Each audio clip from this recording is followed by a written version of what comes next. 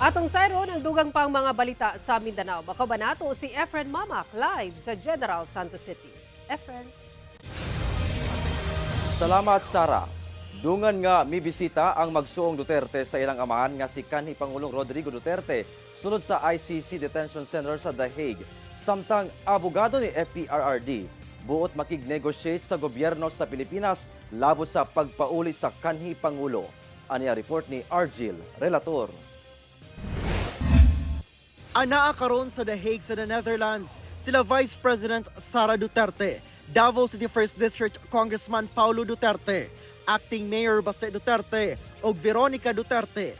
Human gihangyo matud pa sa ilang amahan nga si kanhi Pangulong Rodrigo Duterte nga magdungan sila sa pagbisita kaniya. Niadtong Miyerkules, dungan silang mga anak nga mibisita sa ilang amahan. Gikalipay kini ni FPRRD.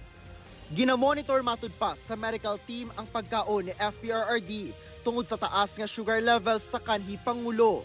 Pero ang sa akin lang is that kung ano yung makapagpasaya sa kanya, yun ang gagawin. So nag-request siya ng personal na pagkikita na kaming 5. So binigay namin sa kanya yun.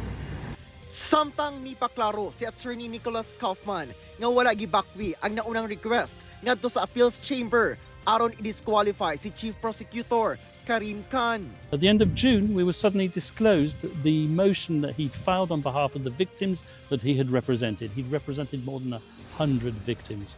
The number, the nature of the representation were not known to us in advance. That's why we have reintroduced the request for the disqualification of the prosecutor. Minsahan ni Attorney Kaufman sa mga taga-suporta ni FPRRD nga musalig sa judicial process. Iampo sa matud pa ang paspas nga pagpagawa sa FPRRD o pagpauli sa Pilipinas. Dugang niya, andam siyang makigsabot sa gobyerno sa Pilipinas aron makauli na si FPRRD. And I have a request from the Philippines administration, the government. I'm still waiting to be invited. I want to speak to you people. I want to negotiate the former president's return now to the Philippines. Ako si Argil, relator. 1. Mindanao.